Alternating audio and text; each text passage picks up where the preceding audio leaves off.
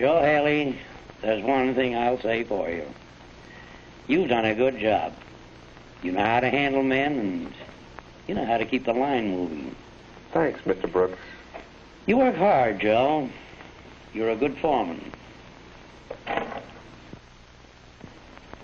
Yes, women workers do present problems, Joe.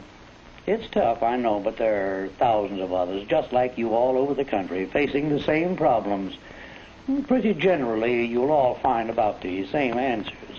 I know most of the answers as far as the men are concerned. Well, I think we can say that the broad principles involved in the supervision of men apply equally well in the case of women. That ain't what I learned about women. There are some new and different problems, Joe. I'll admit that.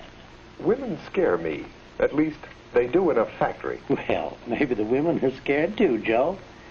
Let's see.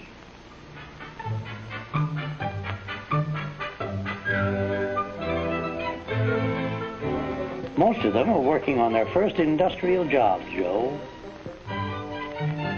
It's a totally unfamiliar world.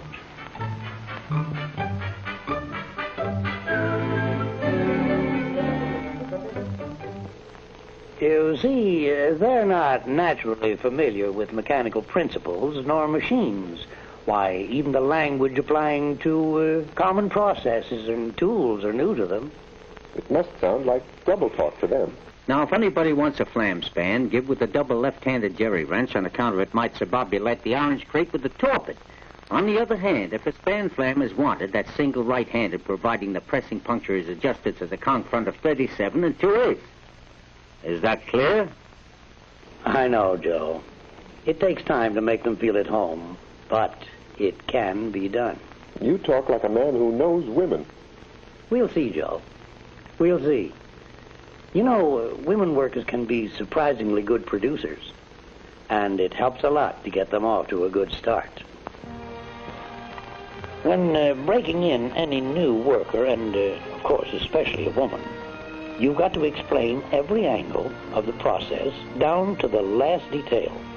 And since most of them lack mechanical background, you've got to study every job and subdivide it into simple operating steps. It's a good idea not to use trade terms, except, of course, where we must, and then explain in plain language exactly what such terms mean. And no matter what the job, he fits the tools and the work arrangements to suit the worker.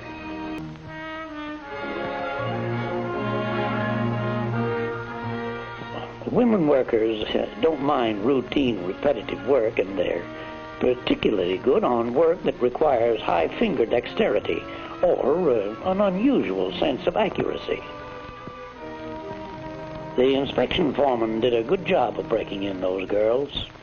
He remembered that what's old stuff to you and me is brand new to them.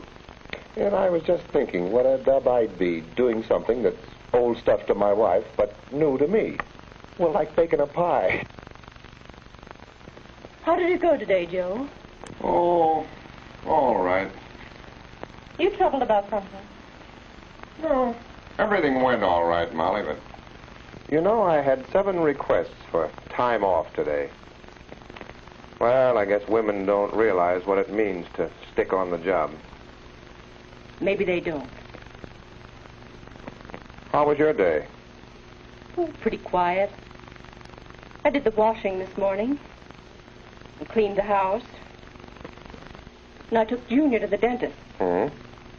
And did the shopping. I put up 16 jars of jam this afternoon. Then I went to work on Junior's clothes. Joe, I'm sorry supper's late. Nice going, old lady.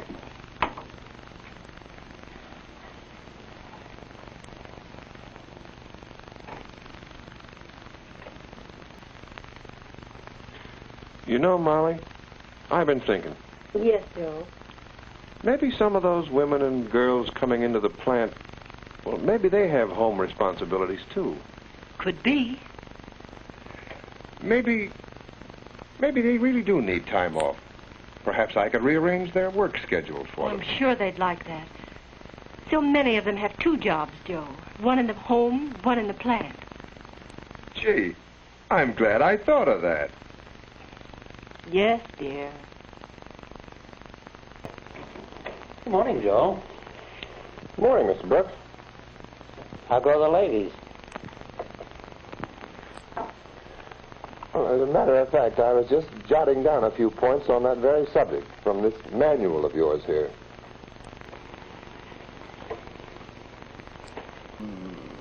Women are individualistic by nature and are apt to make a personal application of any action, rule, or regulation.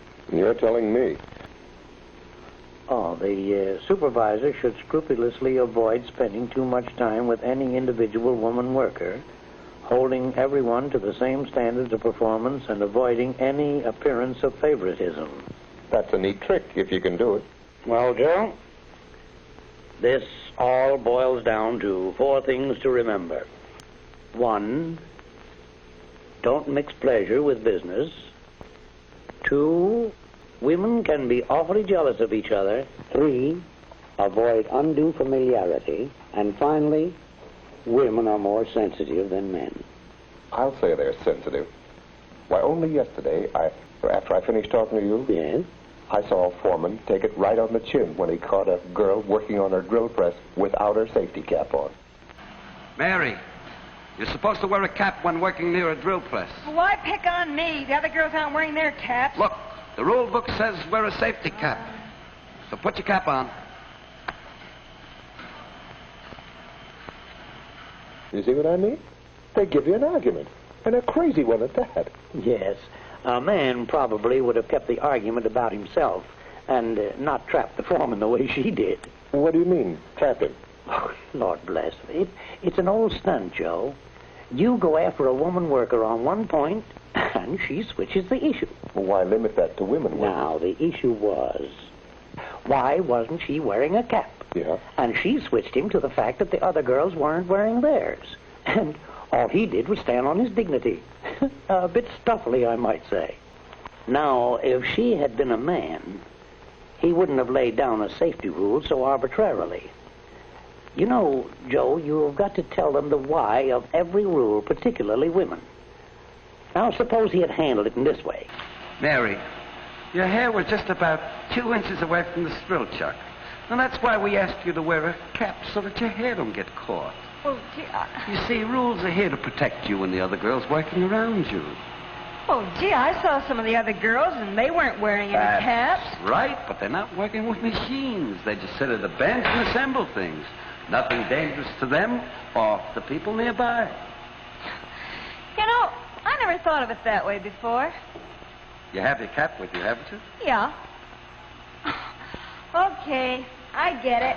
A foreman will always have the eternal feminine to contend with, Joe. You know, jealousy can cause you no end of trouble. Now, avoid spending any more time with one than with another. Treat them all the same, pleasantly, friendly, but with no favoritism. And above all, avoid undue familiarity. Watch the little things, Joe.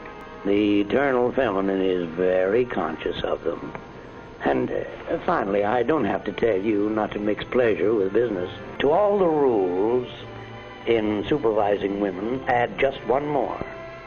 Act quickly. Never let a situation get underway. Remember, Joe, we couldn't have won this without the help of the women in this plant.